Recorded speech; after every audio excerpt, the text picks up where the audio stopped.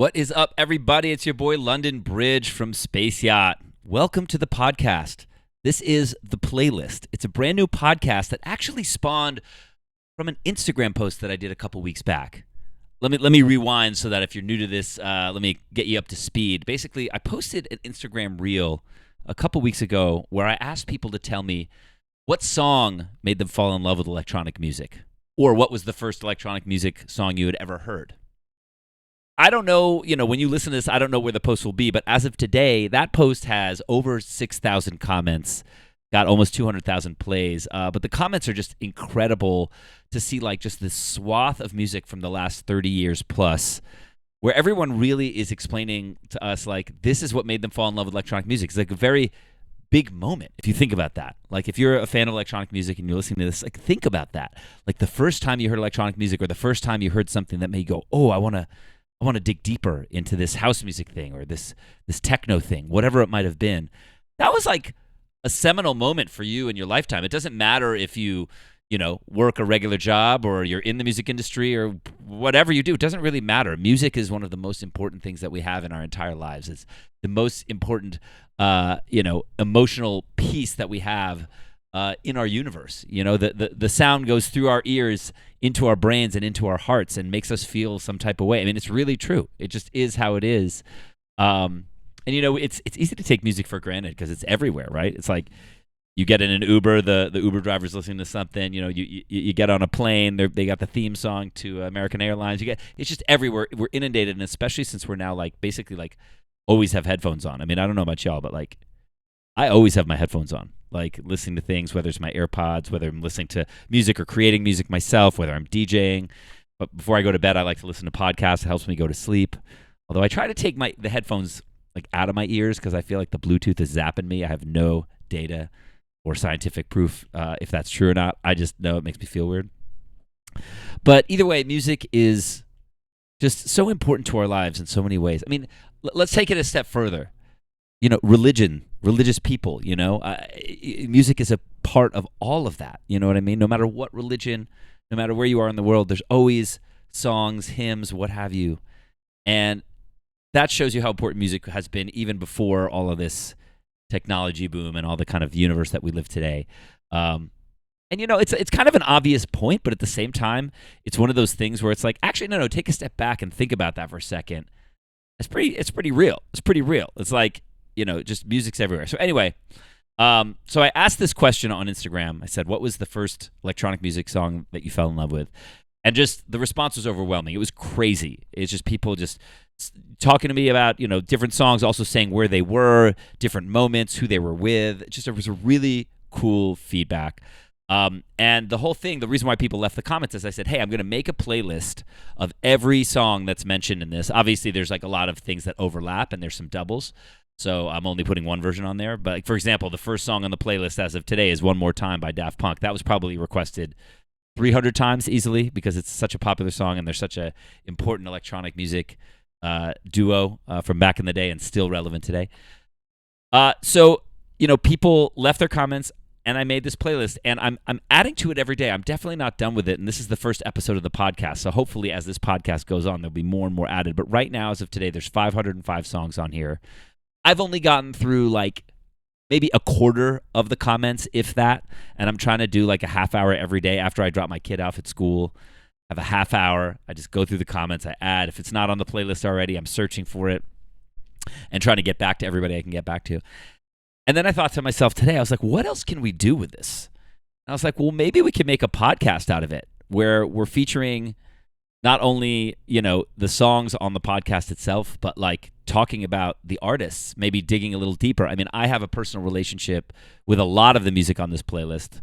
When I was in college in the late 90s and early 2000s, a lot of this music was coming out, and that's actually when I started DJing myself. I bought a pair of Technic 1200s and a mixer from my buddy at college, and I remember it was $600, and it was a lot of money to me at that time. It's look, $600 is still a lot at this time, but if you wanted to buy a pair of Technic 1200s and a mixer right now, I think it would be a lot more than $600. So I bought it from my friend and then spent the summer DJing, buying records. I was actually DJing and buying a lot of hip hop records. And it was just, it was a great part of my life because I'd always been in bands, and like my backstory is I was a singer-songwriter. I moved to LA to be in a band. And so it was kind of, indie rock was and folk music was kind of my jam, and then DJing became like this other outlet for me. And I really fell in love with house music. I studied a semester abroad in Italy, and we became friends with one of the teachers there. He actually he would teach, what was it? He was a Dante scholar, so he was teaching Dante's Inferno, which is a crazy text about like the levels of hell. I haven't read it myself. I just know kind of the cliff notes of it. But if you're listening to this and you know about Dante's Inferno, you know what it is. And if you're a scholar or a professor of Dante's Inferno, you're an intense guy. But he also happened to be a raver as well, and took me and a bunch of buddies under his wing, and we checked out all the clubs in Florence. And that's where I fell in love with house music. I came back. That's when I bought the turntables. So, for me, some of the tracks on here, a lot of this early stuff, at least from the 90s, is really, really seminal. There's also stuff from before then too, which I also want to mention as well. So it's not just like the 90s where this starts, but if you look back here, let me see if I can. I got for those that are watching on YouTube, I've got the playlist behind me. But like you had the Prodigy, which was in the late 90s, huge influence. It was so big when I was in school at that time. A lot of people mentioning them. But you also have like Robert Miles, like a lot of people mentioning him. Africa Bambaataa, because when I say the first electronic music that you've heard, it doesn't mean that it's just house music. You know what I mean? A lot of hip hop had like electronic roots, and obviously sampling in hip hop was crucial to actually electronic music as well. There was this kind of interplay between sample culture between the two things, because you had sampling in hip hop as the underlying kind of canvas for MCs, but then you had sampling and remixing, which was huge on the electronic music side. So, a lot of this stuff kind of blends together.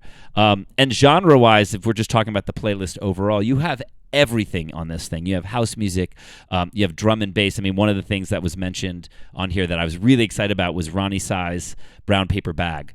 That whole Ronnie Size Represent album was just incredible. It was called New Forms. And I remember being in college and hearing that for the first time and just going totally nuts, being like, what is this drum and bass thing? I need to know more about it. And there are also just some great songs on there as well, not just about the genre, but the music is just fantastic. So I figured I could take this podcast and I could really unpack, talk about specific times, talk about specific artists, talk about specific genres, kind of connect them to where we are today in some way. And I don't know. Hopefully it's something that's cool for you to listen to. And also this becomes almost like a podcast that goes along with the playlist. So I can't play the songs. I mean, I could play the songs, but I'll probably get like sued or blocked or banned. Or, it's tough on YouTube and Spotify. It's like you get dinged for playing music that you don't own, which I understand, as I run a record label, so I know all about it. So this actually is just a verbal podcast. I'm just talking about the stuff. We might have guests, but the first ones I actually wanted to just talk about a couple of the tracks that are on here and what they meant to me and where I was. And we'll see. Maybe this podcast will be interesting. Maybe it won't. I don't really know. I'm just trying to connect with y'all more and kind of take this idea that I had sitting here in my studio about a post about like, hey, comment on what was your favorite electronic music song that you first heard, and now kind of turn it into something bigger. That's kind of my goal here. And it may go somewhere, it may not. It doesn't really matter. I just love hanging out with y'all. I love chatting. I love kind of digging a little deeper. Instagram and TikTok and all those places are great places to have kind of bite-sized thoughts and conversations. But here we get to stretch out a little bit. You know what I mean? Kick our feet up. You know what I mean? Just kind of fucking hang out, rock out with our cocks out, so to speak, metaphorically speaking. Or if you're not wearing any pants listening to this, that's fine too. Whatever you want to do, man. I'm not here to judge anybody, But I do think let's just start with Daft Punk, because I think Daft Punk is like, it's easy to just like talk about Daft Punk in a cliche way. So here's an example of that. It's like every time Coachella comes around, the rumor of Daft Punk reuniting together to play Coachella appears. It surfaces. It's like now it's a joke. It's like not even something that's like people take seriously. But I mean, after they had their incredible performance where they did the whole pyramid, I believe it was 2009. Here, let me look this up as we're chatting about it. But Daft Punk, Coachella. I'm also gonna try not to edit this. So if I'm like looking up stuff, we're just hanging. Here's your mindset for this podcast. We're just hanging out, bro. Don't worry. So okay, so Daft Punk, the Coachella set was 2006, and that was one that was really big. I mean, I would go as far to say that Coachella set like was the beginning of what ended up happening in 2010 with the basically like the EDM revolution, at least in the States. Obviously, in the UK, this music has been going around for 30 plus years. It's nothing new to them, but in the States, there really was a momentum, like a real wave that started happening in the early 2010s.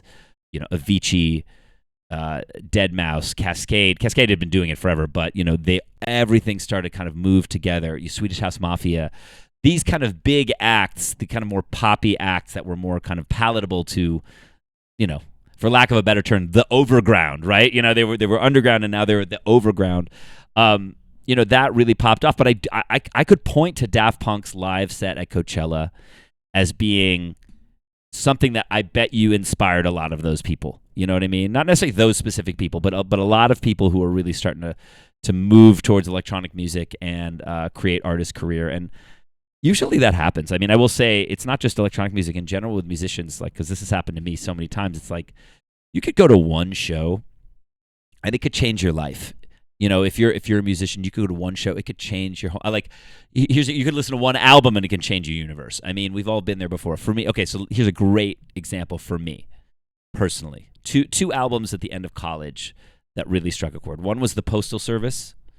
That had that track "Such Great Heights," which is actually still, they play that still on the radio. So it's if you don't know the Postal Service, Google it and listen to it, and you'll be like, oh, I know that song. You'll hear a couple of the songs where you like know that, because that was important to me, because that was blending electronic music and indie together.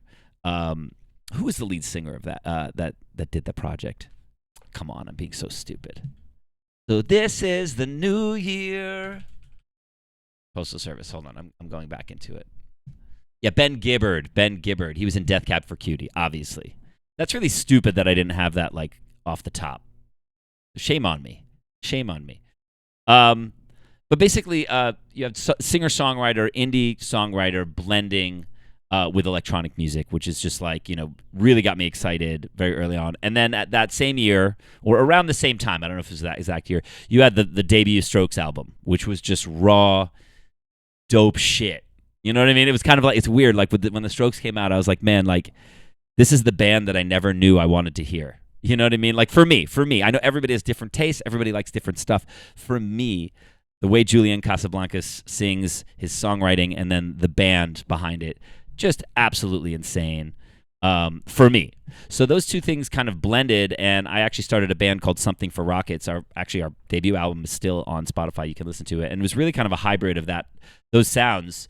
And so I also think that the Strokes set off, you know, and a lot of people have written about this, by the way. I'm not the first to say this, but the Strokes and the White Stripes set off this kind of indie garage revolution as well, right? So there's certain moments in music, obviously, certain bands, certain artists, certain things that happen that set off movements, right? So that was for me. I think Daft Punk in 2006 at Coachella had the same effect, but in dance music. And I'm sure a lot of people saw that shit and was like, oh my God, I got to go home and figure out how to produce electronic music. I'm sure of it. I know I had friends, like my friends who were there, like their lives were changed forever. They were talking about it in a way like as if it was a religious or spiritual experience. And if you want, you can look online. There's the YouTube video. Maybe I should have like a sheet for every show here. I could have a Cliff Notes for every show that has like links to all the kind of stuff I talk about. So here, I'm gonna save this Daft Punk link right here. Here we go. Boom. All right, I got that link saved. I guess I'll put it somewhere. I'll figure out whether it's in a post or somewhere else you can go. I don't know. Anyway, so back to the playlist. One More Time is the first track on the playlist, at least for now. I don't know whether I'm going to be moving the songs around a lot or what I'm going to be doing, actually. But I do think Daft Punk is a great highlight act to highlight because they were one of the most requested artists in this whole project. Many different songs were requested, so it wasn't just One More Time. But here, let's look. I'm looking up. So I just searched on the playlist all of the different tracks that were requested. And again, I've only gotten through about 1,000 of the 6,000 comments, so there might even be more. But One More Time, Around the World, Harder, Better, Faster, Defunk, Revolution 909, Digital Love, Veritas Quo, and Aerodynamic. All of those tracks, that's 8 tracks, were all requested multiple times. Obviously, One More Time, Around the World, and Defunk. Not obviously, but those were the three most. Um, I want to take it to Around the World. I think Around the World is where we start because that came out in '97, I believe, because I remember being in college and remember people playing it. Here, let's see. I'm going to look it up right now. I'll probably learn from this first episode that I should probably do my research before I go live, but fuck it. We're going to do it here. So let's Daft Punk discography. Let's see here. Yeah, so Alive was in '97, and I feel like what did Alive have on it?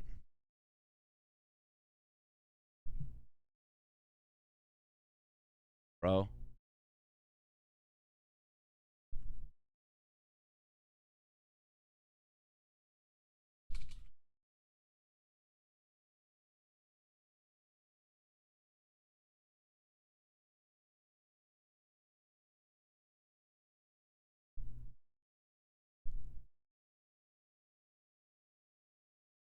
All right, I'm going to the Wikipedia. I'm going to the Wikipedia. I want to know what songs.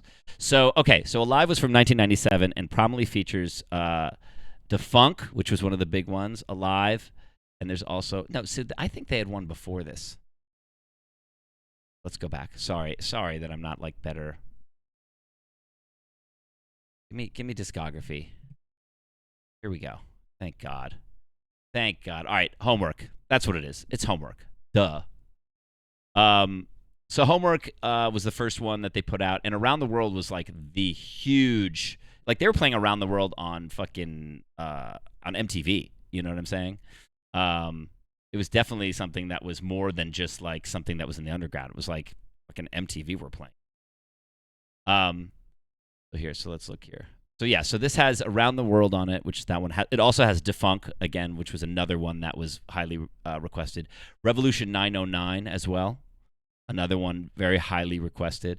And it blew the doors off. It really did. I mean, I remember my friend playing it in his dorm room, and I liked it, and I was kind of like, what's going on here? Like, this is where this is now mainstream, like electronic is mainstream. And again, in the UK, this was already happening. So this is very kind of American focused in terms of like the shock value of it.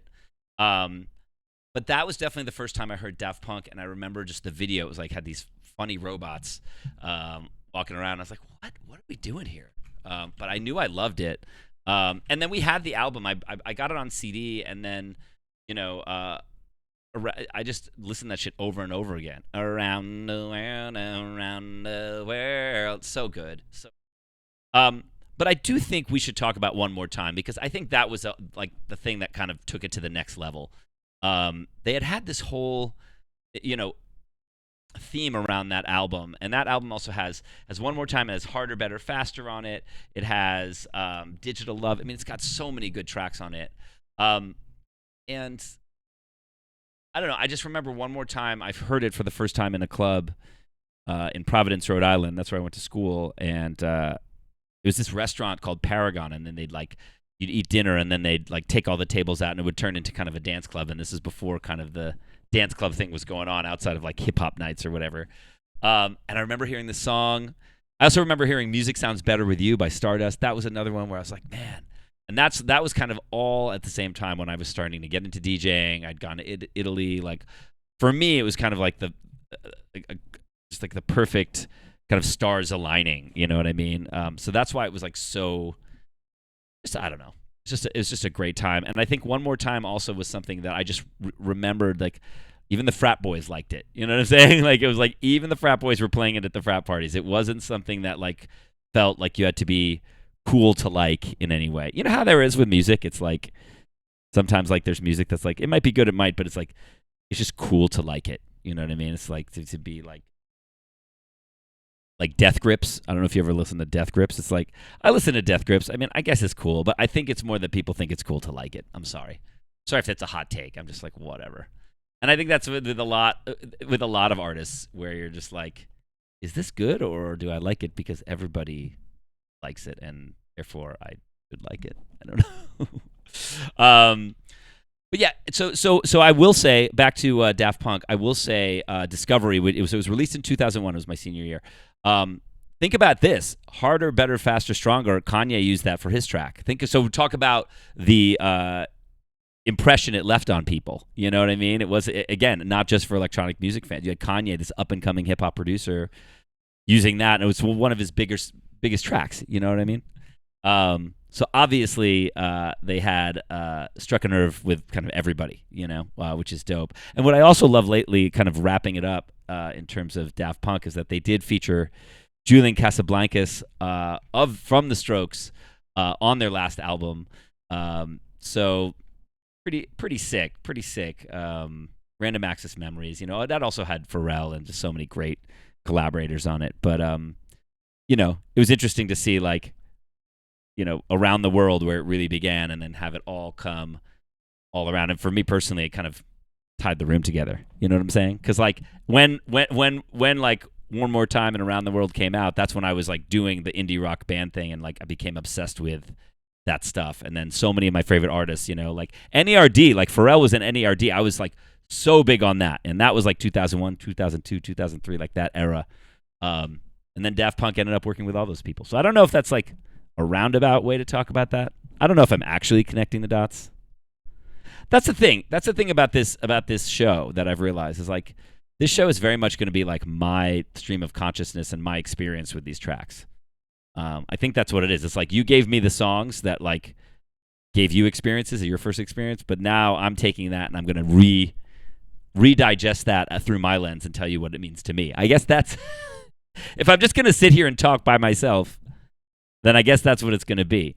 So obviously Daft Punk, one of the greats to ever do it. They also did the Tron soundtrack, which I thought was a cool move as well. I don't know if it's one of their biggest things, but they were featured in Tron. They did the full movie soundtrack, and I thought that was a cool collab because they are robots, and Tron has a very robotic. It's not about robots, but it has a kind of robotic, futuristic feel. They're obviously from the future. I thought that was a cool thing that they did. And then, obviously, for those that don't know, they broke up a while ago. I mean, it must be 5 years at this point. Here, let's see. Yeah, 2021 is when they broke up. On February 22nd, Daft Punk released a video on the YouTube channel titled Epilogue. The video features a scene from the 2006 feature Electroma, in which robots explode and the other walks away. So basically, they did their own version of that. It's actually pretty amazing, where they explode. That's how they announced that they broke up. They did a video of them exploding. It's fucking genius. By the way, they could bring it back. You know how it works. You go away, then you bring it back, and you go away, and you bring it back. I mean, I could see them just going away. I mean, they probably sitting on a pile of money. They don't need to do anything. But think about the joy that it would bring if they came back. Would love that. Really would. And how crazy is this? I got the Wikipedia open.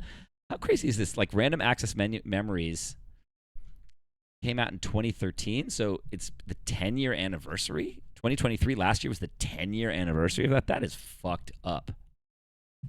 I don't know how I feel about that.